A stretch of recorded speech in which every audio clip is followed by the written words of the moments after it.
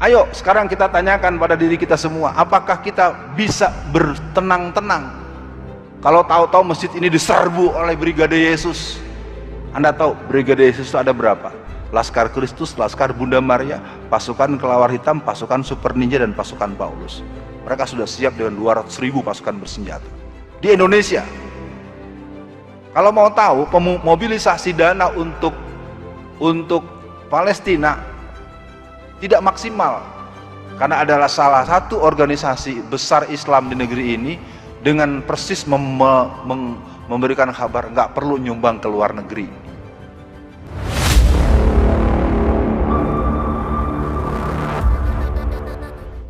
Musuh ditemenin, teman dimusuhin.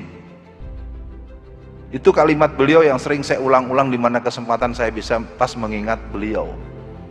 Saya ulangi, fakta di negeri kita hari ini kita salah menetapkan musuh. Ya. Kalau mau tahu, mobilisasi dana untuk Palestina tidak maksimal karena adalah salah satu organisasi besar Islam di negeri ini dengan persis memberikan kabar nggak perlu nyumbang ke luar negeri. Ya. Saya sampai berdebat lewat chat tuh. Ini orang nih otaknya di mana gitu? Otak mana otak kalau kata Rocky Gerung? Kalau bahasa Qur'annya imannya mana iman? Jelas kok. Innamal mu'minuna ikhwatun fa aslihu baina akhawaikum wattaqullaha la'alakum turhamun.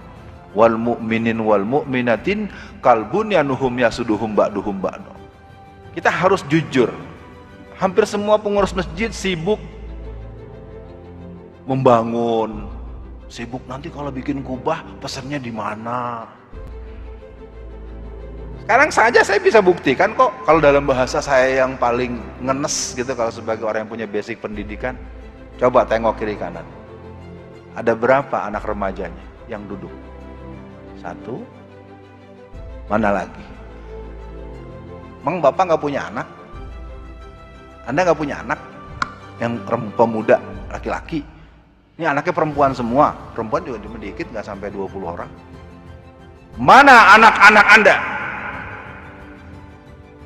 Bukan materi saya, sholat subuhnya. Aqimis sholata liduluki samsi ila ghasaqil laili wa qur'anal fajri. Inna qur'anal fajri kana masyhuda. Ayo sekarang kita tanyakan pada diri kita semua, apakah kita bisa bertenang-tenang kalau tahu-tahu masjid ini diserbu oleh Brigade Yesus? Anda tahu Brigade Yesus itu ada berapa? Laskar Kristus, Laskar Bunda Maria, pasukan Kelawar Hitam, pasukan Super Ninja, dan pasukan Paulus. Mereka sudah siap dengan 200.000 pasukan bersenjata di Indonesia. Dengan berat hati saya mendatangi seorang jenderal polisi aktif yang saya tahu dia rajin sholat. Saya masuk ke ruang kerjanya, saya komplain, kenapa sih Pak kalau polisi itu ributin terorisme dulu? Kenapa Bapak nggak pernah menangkap itu Brigade Yesus? Saya bisa sebut namanya. Lihat Gidi yang di Tolikara 2015, mereka membubarkan orang sholat. Fabianus Tibo, Domingus da Silva, Marinus Riwu. Saya sebut semuanya. Karena ngomongnya empat mata, beliau kalau ngurusin yang selain Islam kita nggak ada duitnya, Ustadz. Saya ingin katakan para jamaah sekalian hari ini dengan tegas, saya katakan dengan judul materi ini, ayo tanyakan Masjid An-Nikmah yang bagus gini mana remaja loh, menatu orang nih, memang pada nggak punya anak laki-laki, nggak punya menantu. Saya bukan sedang marah, lagi ngenes, karena keliling Indonesia subuh itu banyak yang sampai ramai, tapi kalau ditanyakan remajanya nggak pernah lebih dari segini. Segini udah hebat nih. Kenapa bisa begitu? Saya tidak ingin menganggap bapak-bapak terlalu salah. Memang berat Pak. Ini telah menjadi Tuhan. Dan anak-anak remaja kita biasanya baru tidur sebelum subuh. Bilangnya masuk kamar tidur, tapi masih oh gitu sih kamu. Ini gini ya coy, ya guys. Ya Pak. Kalau ini tidak pernah ada proses-proses sistematis sebagaimana yang diingatkan oleh Pak Z.A. Maulani, atau bagian kajian lain yang mungkin kalau kita buka Quran kita bisa sama merenung. Dalam surat An-Nisa ayat 9 Allah berfirman, a'udzubillahi minasyaitonirrajim, wal yaksallazil taraku zuriyatan diafa khafu alaihim wal yataqullah wal yaqulu qaulan sadida. Hendaklah engkau khawatir akan ada generasi di belakangmu, generasi yang lemah. Wah, anak saya sudah hafal Quran, Ustadz. Anak saya sedang S3 tuh. Hanya itu kok yang saya dengar di mana-mana. Kebanggaan anak hafal Quran di pesantren. Mana anak lu yang hafal Quran? Kadang-kadang imam-imam yang di sini bukan anak kita kok. Kita manggil dari pesantren lain karena kita punya uang kas, kita gaji. Mau marah sama gua? Fakta loh. Semua masjid-masjid besar itu malah, kenapa enggak anak bapak saja dipergilirkan jadi imam? Kenapa mau ngambil sekolah tahfiz yang paling keren? Ntar kita bisa kok bayar satu orang sekian puluh juta. Begitu. Anak lu dong. Imam, khotib. Saya mau tanya langsung sama antum. Khotib Jumat yang umurnya 17 tahun siapa di sini? Gak pernah ada kan? Saya walaupun ilmu saya segini doang nih, saya bangga dengan guru-guru saya. Dia punya jadwal di LIPI, jadwal di pusat-pusat. Dia pura-pura sakit. Alfian kesini mau berangkat. Itu yang harus dicatat bahwa kita sama. Tadi antum bilang Palestina, di Palestina juga ada TPA pak, ada wisuda juga. Di kita ada TPA, ada wisuda. Di TPA di Indonesia itu rata-rata bayar 400.000 untuk beli baju wisuda-wisudaan.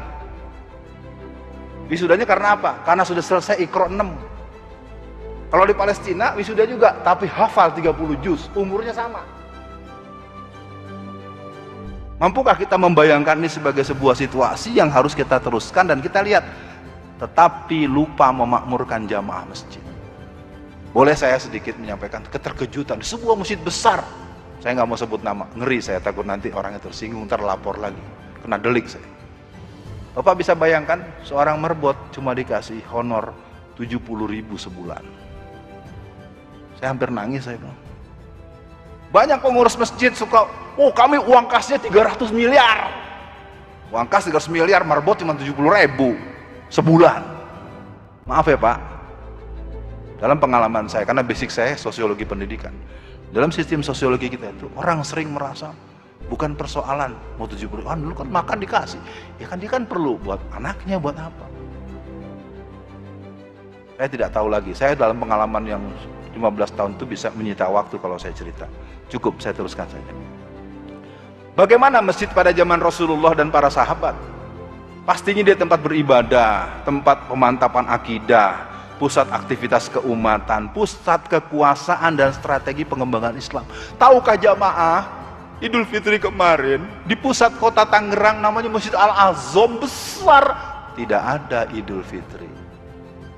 Tahukah jamaah, Masjid Istiqlal yang baru direnovasi ratusan miliar juga kemarin tidak ada Idul Fitri. Saya pikir saya tidak membuat berita bohong, itu fakta kok.